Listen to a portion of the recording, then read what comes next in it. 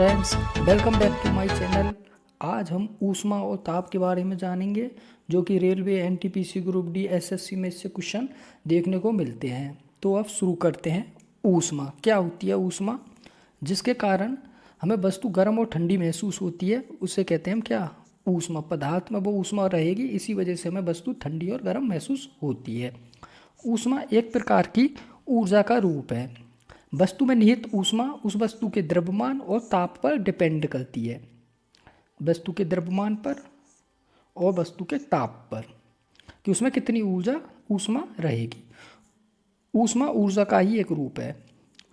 ऊष्मा सिर्फ तापांतर के कारण एक वस्तु से दूसरी वस्तु में स्थानांतरित होती है, ट्रांसफ़र होती है। एक गर्म पानी की बाल्टी है, दूसरी ठंडी की, हम दोनों को मिक्स कर देंगे तो गर्म वाली में से ऊष्मा ठंडे वाले की तरफ चली जाएगी। ये नियम है कि उच्च ताप से निम्न ताप की ओर ऊष्मा का गमन होता है।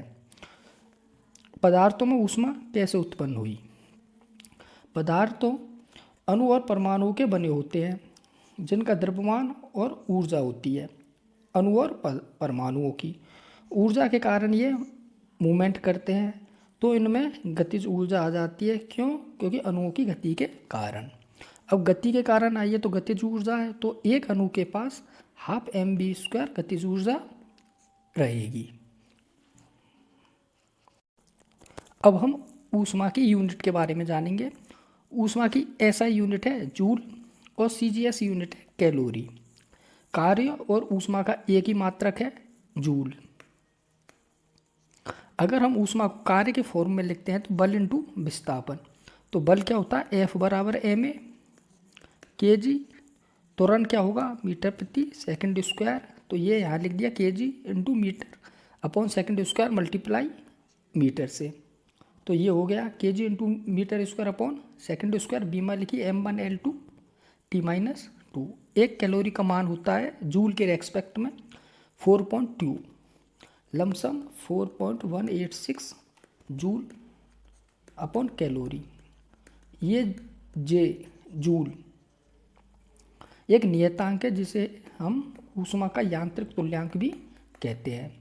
एक जूल अगर हम वर्ग करते हैं तो उसमें जो उत्पन्न ऊष्मा हुई है उसे हम बोलते हैं एक कैलोरी। जूल की डेफिनेशन में एक जूल कितनी कैलोरी होता है? तो 0.25 कैलोरी होता है। ऊष्मा को हम कैलोरी मीटर से मापते हैं। एक कैलोरी क्या है? तापमान को 1 सेंटीग्रेड बढ़ाने के लिए आवश्यक ऊष्मा कहलाती है एक कैलोरी। ऊष्मा के अन्य भी मात्रक हैं, अब हम उनकी स्टडी करेंगे। ऊष्मा के अन्य मात्रकों में एक CHU सेंटीग्रेड हीट यूनिट, जिसका मान कितना कैलोरी होता है? 453.6 कैलोरी। एक CHU की डेफिनेशन क्या है? एक पाउंड जल का तापमान 1 सेल्सियस बढ़ाने के लिए आवश्यक ऊष्मा कहलाती है एक CHU। अब देखते हैं आगे। एक ब्रिटिश थर्मल यूनिट कितने कैलोरी के बराबर होती है? 252 के बराबर, 252 कैलोरी के बराबर। इसकी डेफिनेशन है एक पाउंड जल का तापमान 1 फ़ारेनहाइट बढ़ाने के लिए आवश्यक ऊष्मा कहलाती है ब्रिटिश थर्मल यूनिट। एक ब्रिटिश थर्मल यूनिट। ऊष्मा निकालने का सूत्र है Q बराबर m into S into del T. m mass को, द्रव्यमान को, s स्पेसिफिक हीट विशिष्ट ऊष्मा को, और डेल टी ताप परिवर्तन को शो करता है।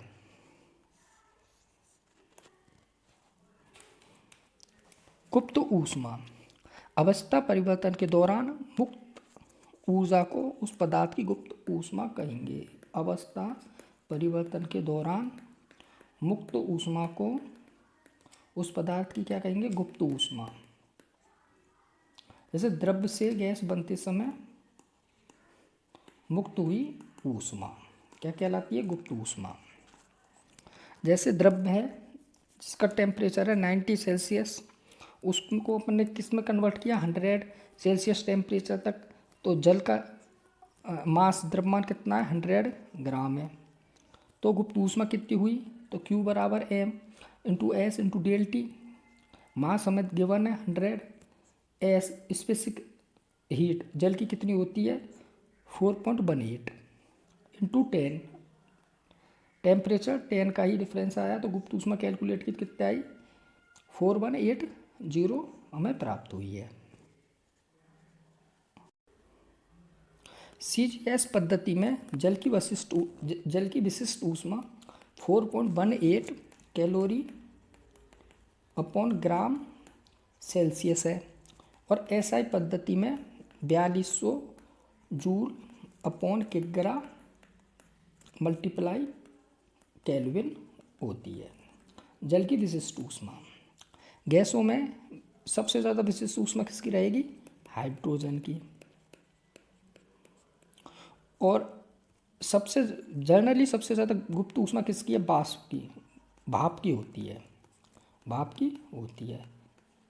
हम जो पढ़ रहे हैं इसमें हमें वन लाइनर को पकड़ के रखना है क्योंकि हमारे जो एग्ज़ाम में सिर्फ ऑब्जेक्टिव क्वेश्चन आते हैं तो हमें जितने मैक्सिमम हो सकते हैं वन लाइनर टाइप से इन क्वेश्चन को फॉलो करना है। जैसे कि 1 CHU का मान कितना होता है, कितनी कैलोरी होती है, ऊष्मा का सूत्र पूछ लिया, न्यूमेरिकल इस बेस पे आ गया, जल की CGS पद्धति में कितनी विशिष्ट ऊष्मा कितनी होती है, SI पद्धति में कितनी विशिष्ट ऊष्मा होती है, इस टाइप से तो इनको फॉलो करना है।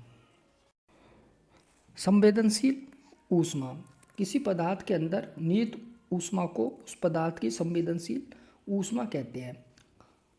ये ऑब्जेक्टिव टाइप से इस तरह आ सकता है कि जैसे निहित ऊष्मा को क्या कहते हैं तो संवेदनशील ऊष्मा कहते हैं। विशिष्ट ऊष्मा, विशिष्ट ऊष्मा क्या होती है कि किसी पदार्थ के 1 ग्राम द्रव्यमान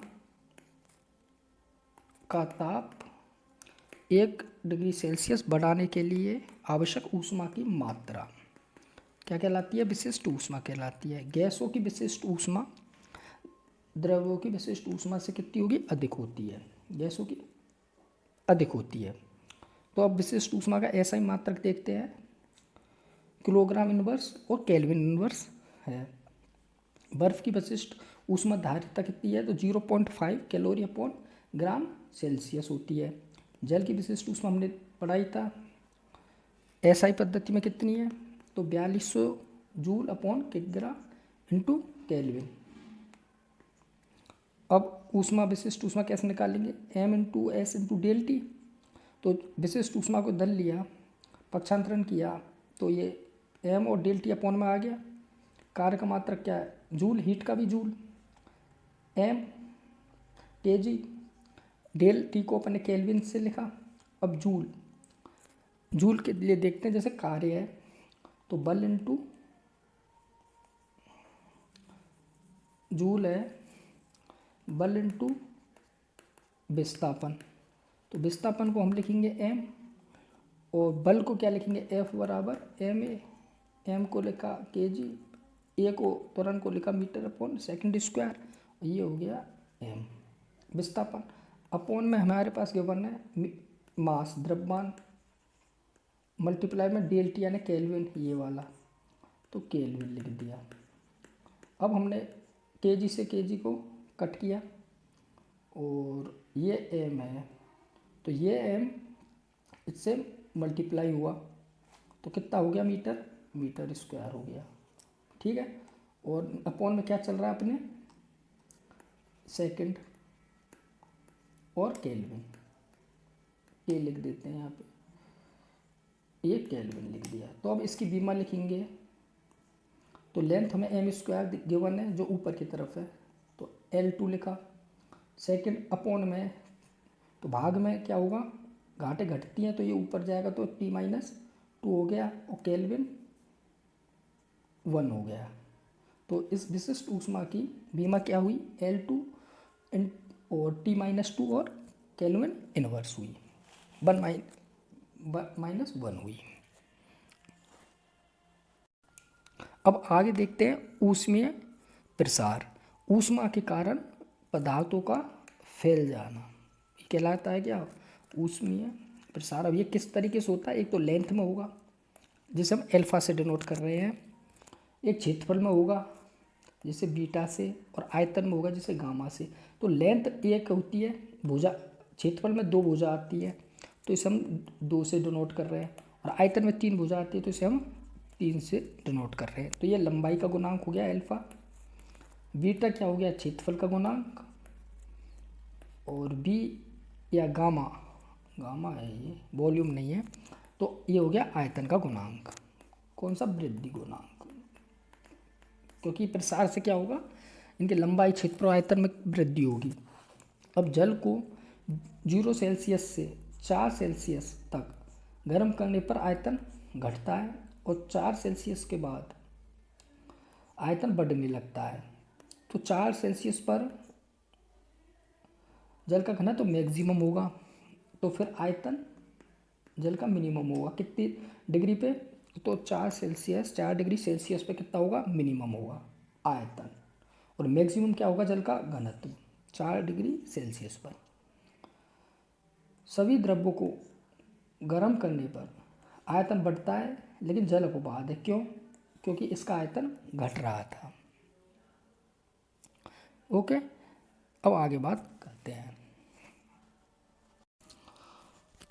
जो जल का ये ऐसा मान नॉर्मल से अलग तरीके का प्रसार हुआ है, अलग तरीके का फैला है, इसके हम उदाहरण देखते हैं, अनुप्रयोग देखते हैं। तो तालाब के जल के जम गया, उसके बाद भी मछलियाँ नहीं मरती है। क्यों, क्योंकि जो जल के जमने की प्रक्रिया वो ऊपर से नीचे की तरफ होती है। जैसे हम बर्फ़ जमाते हैं फ्रीज में, तो ऊपर लेयर बनेगी, बर्फ़ जमने लगेगी, नीचे पानी ही रहेगा। और इसका सेकंड उदाहरण है जल के असामान्य प्रसार का, सर्दियों में पाइप का फट जाना। जैसे कि पानी पाइप में 9 लीटर है, तो वो जमने के बाद बर्फ़ कितनी बन जाएगी, 10 लीटर, और इसी वजह से क्या है, वो पाइप फट जाएगा। अब आगे देखते हैं ऊष्मा का संचरण, कि ऊष्मा किस तरीके से इधर उधर होती है। तो ऊष्मा का एक स्थान से दूसरे स्थान तक जाना ही क्या कहलाता है, ऊष्मा संचरण। अब ये कितनी विधियों से होता है, तो 3 विधियों से होता है। एक तो होती है चालन विधि, दूसरी होती है संवहन विधि, और तीसरी होती है कौन सी, विकिरण विधि। तो चालन विधि देखते हैं, ये कहाँ पाई जाएगी, तो ठोसों में, ठोसों की बात हो रही है चालन विधि के लिए। ठोसों में ऊर्जा का संचरण चालन विधि द्वारा होता है, और इस विधि में माध्यम की आवश्यकता होती है। सभी धातुएं ठोस हैं, तो सभी धातुओं में ऊष्मा का संचरण चालन विधि द्वारा ही होगा। और ये किस टाइप से होगा, उच्च ताप से निम्न ताप की ओर। अब हम चालन विधि के कुछ अनुप्रयोग देखते हैं, एग्जाम्पल देखते हैं। तो पहला है, 2 स्वेटर पहनने पर हमें कम ठंड लगेगी कंपेयर टू किसके, एक मोटा स्वेटर पहनने के। क्यों, क्योंकि 2 जो स्वेटर होंगे ना, इन दोनों के बीच में हवा होगी, और ये हवा काम करेगी कुचालक का। तो इसलिए आपको 2 स्वेटर पहनने चाहिए कंपेयर टू किसके, एक स्वेटर के, एक मोटे स्वेटर के। दूसरा एग्जाम्पल में, सर्दियों में एक ही ताप होने के बावजूद लोहे की जो कुर्सी होगी वो ज़्यादा ठंडी होगी कंपेयर टू किसके, लकड़ी की कुर्सी के। क्यों, क्योंकि लोहा सुचालक है, सुचालक होता है, इस वजह से। अब हम दूसरी बात करते हैं, जो इसकी विधि है ऊष्मा के इधर उधर होने की, वो है संवहन विधि। तो ये कहाँ होगी, जैसे ये तो ठोसों में कर दी फिक्स, तो संवहन होगी गैसों एवं द्रव्यों में ऊष्मा का संचरण संवहन विधि द्वारा होता है। वायुमंडल संवहन विधि द्वारा ही गर्म होता है। इस विधि में ऊर्ध्वाधर ऊष्मा का स्थानांतरण होता है। किस टाइप से, ऊर्ध्वाधर। अब हम इसके अनुप्रयोग देखते हैं। अब संवहन में ऊपर से नीचे की तरफ हो रहा है ऊष्मा का गमन, ऊर्ध्वाधर। तो जो माइक्रोवेव होता है वो संवहन का ही एग्जाम्पल है। ऊपर से गर्म और नीचे से ठंडा होता है। क्यों, क्योंकि उसमें ऊर्ध्वाधर ऊष्मा संचरण होती है, ऊर्ध्वाधर ऊष्मा का संचरण होता है। अब पदार्थों के अणु है ना, ऊष्मा ग्रहण करेंगे और वो अपना स्थान छोड़ देंगे, और दूसरा अणु वह स्थान ले लेगा। पहली बात तो ये। दूसरी बात, माइक्रोवेव में जब हम कोई भी खाने का आइटम उसमें रखते हैं तो वो बर्तन गर्म नहीं होता है, वो आइटम ही गर्म होगा। क्यों? क्योंकि माइक्रोवेव है ना, सिर्फ पानी के अणुओं को ही गर्म करता है, बर्तन को गर्म नहीं करता। सिर्फ पानी के जो मॉलिक्यूल्स होंगे उन्हीं को गर्म करेगा। तो वस्तु तो गर्म रहेगी, वो जो उसमें आइटम होगा वो तो गर्म रहेगा, और जिस बर्तन में हम उसे रखेंगे वो गर्म नहीं होगा। ये किसका एग्जाम्पल है? ऊर्ध्वाधर ऊष्मा के स्थानांतरण का। अब हम आगे देखते हैं। अब यहाँ देखते हैं माइक्रोवेव संवेदन का एग्जाम्पल है, और इसमें और अनुप्रयोगों में देखते हैं तो सूर्य की गर्मी से जल होता है, उसकी अपेक्षा स्थल धरती जल्दी गर्म हो जाती है। ये एक संवेदन का उदाहरण है। दूसरा है ऊर्ध्वाधर की जो बात कर रहे हैं, इसमें क्या कहते हैं कि फ्रीज़र जो होता है, फ्रिज की पेटी, वो ऊपर की तरफ होती है। क्यों? क्योंकि नीचे की तरफ तो होगी वायु गर्म और हल्की, और जो ऊपर की तरफ होगी वो कैसी होगी? ठंडी वायु। तो जो ये गर्म जो वायु ऊपर की तरफ जाएगी तो वो गर्म पेटिका से टकराएगी, और उससे क्या है कि वो ठंडी हो जाएगी, और इसका फ़ायदा ये होगा कि जो फ्रीज़र में रखी वस्तु है वो ज़्यादा ठंडी होगी। अब बात करते हैं अभिवहन की। ये भी एक संवहन विधि के ही अंतर्गत आता है। इसमें सिर्फ ये अलग बात है इस विधि में कि ऊष्मा का संचरण उसमें जो ऊर्ध्वाधर तरीके से हो रहा था, इसमें होगा क्षैतिज रूप से। यही अभिवहन है। इसमें देखते हैं भूसमीर, मतलब कि जो धरती पे पृथ्वी पे जो हवा चल रही है उसके बारे में बताता है। क्या कहता है अभिवहन संचरण में कि जब हवा भूमि से समुद्र की ओर चले तो यह स्थिति रात के समय होती है। भूमि से चलेगी और समुद्र की तरफ, मतलब कि गर्म से और ठंडी की तरफ ही ऊष्मा का संवहन होता है। ऊष्मा गर्म से ठंडी की तरफ ही संचरित होती है। क्यों? क्योंकि भूमि का ताप रात में अधिक होता है। और दूसरी है जो समुद्र समीर, क्योंकि जो समुद्र से चलने वाली हवाएं, जब हवा समुद्र से भूमि की ओर चलती है तो ये स्थिति होती है दिन की। क्यों? क्योंकि दिन में समुद्र का टेम्परेचर ताप अधिक होता है। तो आप इसमें से सिर्फ वन लाइनर को देखना, क्योंकि हमें एग्ज़ाम में डिस्क्रिप्टिव पेपर, थ्योरेटिकल पेपर नहीं आएगा, तो आप इसमें से वन लाइनर क्वेश्चनों को पिक करना और उन्हीं को फॉलो करना है। जैसे कि ऊष्मा का संचरण क्षैतिज रूप से किस विधि में होता है तो आपको अभिवहन पे ओके करना है। संवहन का उदाहरण है तो माइक्रोवेव पे ओके करना है। उस टाइप से आपको इसमें से क्वेश्चन पिक करने हैं। फिर उसके बाद हम वन लाइनर भी डिस्कस करेंगे। पहले हम थ्योरेटिकल पार्ट है जो कि चल रहा है पूरा, इसको एक बार कंसिडर कर लेते हैं। अब ऊर्जा के संचरण की विधि नंबर 3, जैसे बोल रहे हैं विकिरणन विधि। इसके अंतर्गत क्या है कि ऊष्मा बिना किसी माध्यम के, बाकी के में माध्यम लग रहा था, ठोसों में माध्यम हो रहा था, वातावरण भी गर्म हो रहा था, जो उसके बीच का मीडिएटर था वो भी गर्म हो रहा था। अब इसमें देखते हैं क्या होता है, विकिरण विधि की बात हो रही है। तो ऊष्मा बिना किसी माध्यम के गर्म वस्तु से ठंडी वस्तु की ओर बिना किसी माध्यम को गर्म किए प्रकाश की गति से सीधी रेखा में जाती है। पहली तो अब प्रकाश की गति से जा रही है 3 × 10⁸ से, तो ये विधि ऊष्मा संचरण की सबसे तेज विधि भी हो गई। और सूर्य की ऊष्मा पृथ्वी तक जो आती है वो इसी विधि से आती है, और उस पर अपन को ओके करना विकिरण विधि से इंपॉर्टेंट क्वेश्चन है। आपको वन लाइनर ही पिक करनी है, इसी को फॉलो करते रहना है। तो इसके अनुप्रयोग देख लेते हैं अब विकिरण विधि के। तो पॉलिश किए हुए शूज़, जूते, वो शीघ्र गर्म नहीं होते। क्यों? क्योंकि ऊष्मा का अधिकांश भाग वो परावर्तित कर देते हैं। परावर्तित मतलब टकरा के वापस जाना, पहला नंबर। दूसरे इसके अनुप्रयोग में देखते हैं, बादलों वाली रात होती है वो स्वच्छ आकाश वाली रात से गर्म होती है। क्यों? क्योंकि बादल होते हैं वो ऊष्मा के बुरे अवशोषक हैं, मतलब कि ज़्यादा अवशोषित नहीं करते ये बादल, इसलिए क्या होगी, रात गर्म होगी। और एक थर्ड वाला देखते हैं, एक नॉलेज बेस है कि 7 रंगों में से अगर हम लाल रंग को निकाल दें तो बाकी के सभी रंगों का प्रभाव कैसा होगा, तो आपको हरे पे टिक करना है।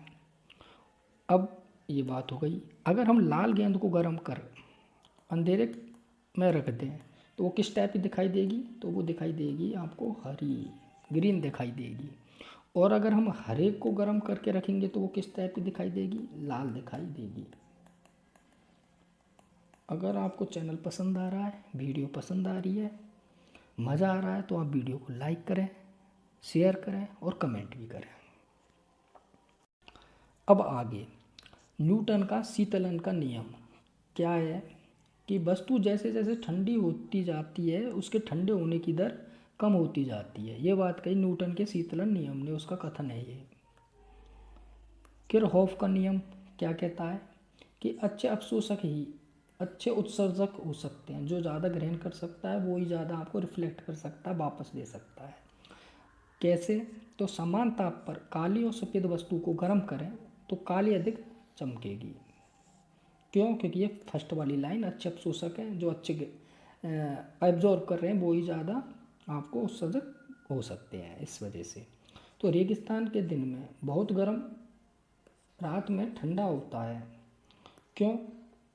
क्योंकि अच्छे अवशोषक ही वही ऊपर वाली लाइन उत्सर्जक होते हैं। रेगिस्तान वाली रात, रेगिस्तान के दिन में बहुत गर्म, रात में ठंडा होता है। अच्छा, दिन में तो क्या होता है गर्म, हाँ, तो सूर्य की किरण आ ही रही है, जो उनको क्या है अवशोषक वो कर ही रहे हैं, तो उसी हिसाब से वो गर्म उत्सर्जक भी होंगे। और रात में क्या ऐसा कोई सीन नहीं है, तो रात में क्या होगा? ठंडा होगा। अब वातानुकूलन कि कौन सा वातावरण इंसान के लिए, इंसान की ह्यूमन बॉडी के लिए अनुकूल है, सूटेबल है, उसकी बात करेंगे। तो टेम्परेचर होना चाहिए 23 डिग्री सेल्सियस से 25 डिग्री सेल्सियस तक। आपेक्षिक आर्द्रता होनी चाहिए 60% से 65% तक। और वायु की गति होनी चाहिए 0.75 मीटर प्रति सेकंड से 2.5 मीटर प्रति मिनट तक। सॉरी, ये सेकंड नहीं, मिनट ही है। अब अपेक्षित आर्द्रता के बारे में बात करते हैं। ये परसेंटेज है ना इसकी। हवा द्वारा जल वाष्प को अवशोषित करने की क्षमता, मतलब कि यह सिर्फ एक अनुपात है। आपेक्षिक आर्द्रता केवल अनुपात है, इसके कोई मात्रक नहीं होते। और आपेक्षिक आर्द्रता को परसेंटेज में व्यक्त करते हैं। और आपेक्षिक आर्द्रता का मेज़र करना है तो हाइग्रोमीटर से इसको मेज़र करते हैं। यदि आर्द्रता बढ़ गई तो वाष्पीकरण कैसा होगा? डाउन हो जाएगा। इन्वर्सली प्रोपोर्शनल होते हैं आर्द्रता और वाष्पीकरण। अब एक न्यूमेरिकल इस बेस पर देखते हैं कि 20 ग्राम जल के अणुओं में से 18 ग्राम अवशोषित कर लिए गए तो आपेक्षिक आर्द्रता कितनी होगी? तो कितने रह अवशोषित हुए? 18। कितने में से? 20 में से, क्योंकि अपन को परसेंटेज निकालना है। भाई मेरे 20 में से 18 नंबर आए तो कितनी परसेंट हुई? तो ये वही 90%। यही आपेक्षिक आर्द्रता होती है जो हम परसेंटेज में शो करते हैं। तो अब हम देखते हैं ऊष्मा गतिकी के नियम। तो ये शून्य वाला नियम, मतलब कि जीरो वाला नियम है। क्या कहता है जीरो वाला नियम? यदि ए और बी वस्तुओं का तापमान समान है, ए बराबर बी है टेम्परेचर में, और बी और सी का टेम्परेचर समान है, बी और सी का टेम्परेचर समान है, तो ऊष्मागतिकी का जीरो वाला नियम कहता है कि ए का ताप और सी का ताप भी बराबर होगा। ये शून्यवां नियम है। फर्स्ट नियम क्या कहता है? यह नियम ऊर्जा संरक्षण सिद्धांत को दर्शाता है। ऊर्जा संरक्षण नियम है, लेकिन यह नियम ऊष्मा प्रवाह की दिशा को नहीं बताता। तो ऊष्मा प्रवाह की दिशा को कौन बताएगा? सेकंड वाला नियम, ऊष्मागतिकी का सेकंड नियम। ऊर्जा संरक्षण नियम क्या सिद्धांत क्या कहता है कि ना तो ऊष्मा को उत्पन्न किया जा सकता है, ना ही नष्ट किया जा सकता है। सिर्फ ऊष्मा को एक फॉर्म से दूसरे फॉर्म में आप बदल सकते हो, एक रूप से दूसरे रूप में बदल सकते हैं। और इसी ऊष्मा के लिए केल्विन ने कहा है कि कार्य को तो आप पूर्णतः ऊष्मा में बदल सकते हो, लेकिन इसका रिवर्स पॉसिबल नहीं है। मतलब कि ऊष्मा को पूर्णतः काम में नहीं बदला जा सकता, ये कथन है केल्विन के। अब ऊष्मागतिकी का सेकंड नियम। जनरली ऊष्मा का संचरण उच्च ताप से निम्न ताप की ओर होता है। अभी तक हमने यही पढ़ा है, लेकिन गति का सेकंड नियम जो कि अब ऊष्मा के प्रवाह की डायरेक्शन भी बताएगा, ये क्या कहता है, लेकिन एसी जो मशीन की सहायता से, जो एसी लगे होते हैं एयर कंडीशन, उनकी सहायता से ऊष्मा का संचरण हम निम्न ताप से उच्च ताप की ओर भी कर सकते हैं। ठीक है, ये कहता है। और एसी में कौन सी गैस भरी जाती है, तो वही फ्यून गैस भरी जाती है, रेफ्रिजरेटर वाली गैस भरी जाती है, ओजोन गति को जो क्षति पहुंचाती है वो गैस भरी जाती है। एसी की क्षमता किस में मेज़र करते हैं, तो टन में मेज़र करते हैं, और 1 टन बराबर कितना, तो 1600 वाट को शो करता है, 1600 वाट होता है। ऊष्मा गतिकी के सेकंड नियम को आप कहोगे, इस नियम को एंट्रोपी का नियम भी कहते हैं। यह ऊष्मा प्रवाह की दिशा को बताता है, सेकंड लॉ। अब बात करते हैं रुद्रोष्म प्रकरण की। ये प्रकरण क्या होता है निकाय में, तो पूरी प्रक्रिया में, पूरी प्रोसेस में निकाय न तो ऊष्मा लेगा ना ही देगा, ये होता है रुद्रोष्म प्रकरण। और इस रुद्रोष्म प्रकरण के एग्जाम्पल्स अनुप्रयोगों में CO2 का बर्फ में बदलना, ये रुद्रोष्म प्रकरण का एग्जाम्पल है। साइकिल के ट्यूब का अचानक फट जाना। थर्ड में थर्मस में भरी चाय को हिलाने से चाय गर्म हो जाती है। सेक करेंगे जब थर्मस में तो गर्म हो जाती है, क्यों, क्योंकि चाय की आंतरिक ऊर्जा बढ़ जाती है। चाय के जो मॉलिक्यूल्स हैं उनकी आंतरिक ऊर्जा बढ़ जाएगी, उनकी गतिज ऊर्जा ½ बढ़ जाएगी, और श्यान बल के विरुद्ध ये फिर कार्य करेंगे। क्यों, क्योंकि श्यान बल के विरुद्ध कार्य करने से और गतिज ऊर्जा बढ़ी तो आंतरिक ऊर्जा भी बढ़ गई है। और एक होता है इसी प्रक्रम में समतापी प्रक्रम। तो इसमें क्या है, निकाय का ताप है ना पूरी प्रक्रिया में स्थिर रहता है, और इस परिवर्तन को कहते हैं हम समतापी परिवर्तन कहते हैं। ओके, अब नेक्स्ट देखते हैं। अब बात करेंगे टेम्परेचर, ताप की। और ये ताप क्या करता है, ठंडी और गर्म का मापन ही होता है ताप। कि कोई वस्तु ठंडी है तो उसको मापते हैं और फिर बताते हैं कि भाई इसका इतना ताप है, और कोई गर्म वस्तु है तो उसको अपन मेजर करते हैं और बताते हैं कि इसका ये ताप है। तो ऐसा ही मात्रक ताप का होता है केल्विन। और केल्विन में कभी भी हम डिग्री नहीं लगाते, डिग्री का प्रयोग नहीं करते हैं केल्विन में। और केल्विन का मान, केल्विन जो टेम्परेचर, इसका मान कभी ऋणात्मक भी नहीं होता है, ये इम्पोर्टेंट है, आप इसको देख लेना, नोट कर लो इसको। अन्य मात्रक टेम्परेचर के क्या क्या हैं, तो सेंटीग्रेड है जो कि पुराना मात्रक है, फ़ारेनहाइट भी है और रोमर भी है। पहला जो थर्मामीटर का आविष्कार किया था ना, पहले वाले का फर्स्ट, तो ये बनाया था गैलीलियो ने। और जो पारे वाला थर्मामीटर है उसको बनाया था फ़ारेनहाइट ने। आप इसमें कन्फ्यूज़न नहीं होना, फ़ारेनहाइट ने बनाया था। तो ये जो पहला थर्मामीटर है इसमें भरा था Hg, पारा, मरकरी इसमें भरी गई थी। ताप मापने के लिए प्रयुक्त उपकरण को कहा गया ताप मापी कहते हैं। तो द्रव्य ताप मापी में इस्तेमाल क्या क्या चीज़ होंगी, तो एल्कोहल और पारा प्रयुक्त होता है इसमें द्रव्य ताप मापी में। अब नेक्स्ट देखते हैं डॉक्टरी ताप मापी, जो डॉक्टर इस्तेमाल करते हैं। तो उसका आविष्कार किसने किया था, तो सर कैलिफोर्ड आल्बर्ट ने किया।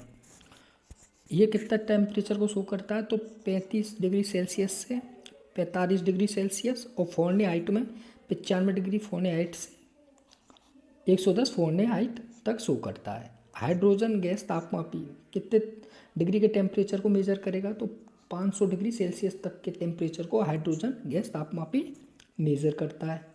उसके बाद आता है नाइट्रोजन गैस तापमापी, ये 1500 डिग्री सेल्सियस तक के ताप को मेजर करता है। नेक्स्ट है पायरोमीटर, उच्च ताप के लिए इस्तेमाल होता है। इसमें आप 300 डिग्री सेल्सियस से 3000 डिग्री सेल्सियस तक का टेम्परेचर मेजर कर सकते हो। अब आता है एल्कोहल थर्मामीटर, ये सबसे डिफरेंट काम कर रहा है। -114 डिग्री सेल्सियस से पॉजिटिव 75 डिग्री सेल्सियस तक मेजर करता है। और क्रायोजेनिक विज्ञान क्या होती है, तो बहुत कम ताप को मेजर करने वाली विज्ञान को बोलते हैं क्रायोजेनिक विज्ञान।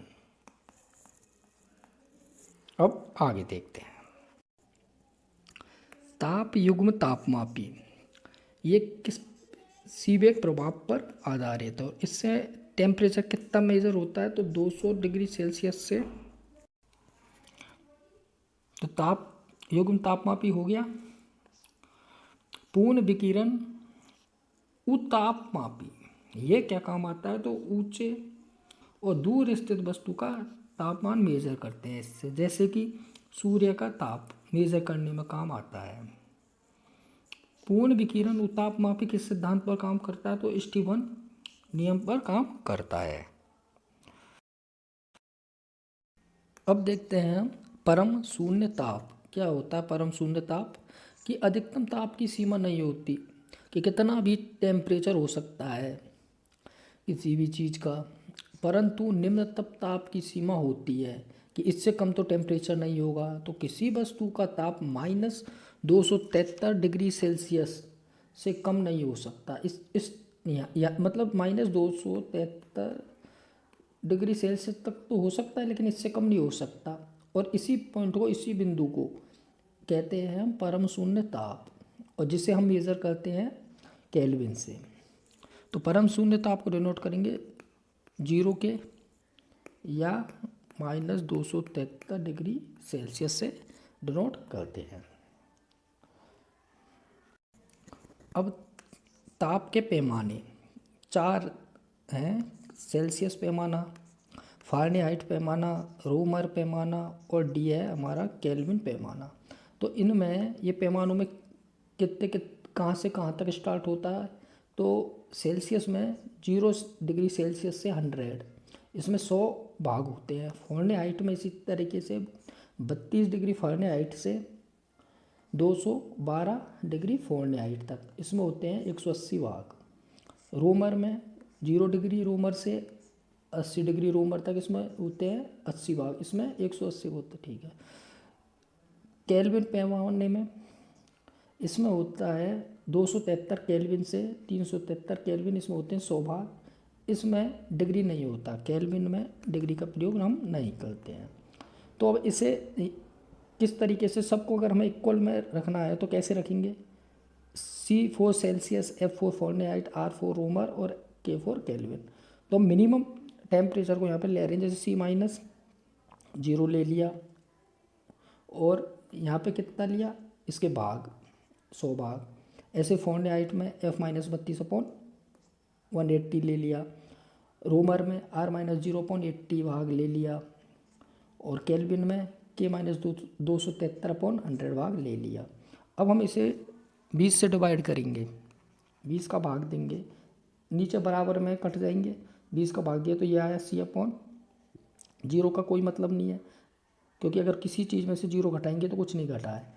तो C/5 यहाँ आ गया, F-32/9 यहाँ पे R/4 वही वाली कंडीशन, और यहाँ आ गया K-273/5। ठीक है। अब हम इसमें क्या करेंगे, टेम्परेचर को जैसे सेल्सियस से फ़ारेनहाइट में कितना हुआ इसको देखेंगे। तो 60 डिग्री सेल्सियस ताप को फ़ारेनहाइट, केल्विन और रोमर में लिखना किस तरीके से चेंज करेंगे। तो C/5 बराबर F-32/9, ये हमने देखा ही था। तो C अब सेल्सियस में कितना दे रखा है, 60/5 F-32/9, ये 12 बार गया।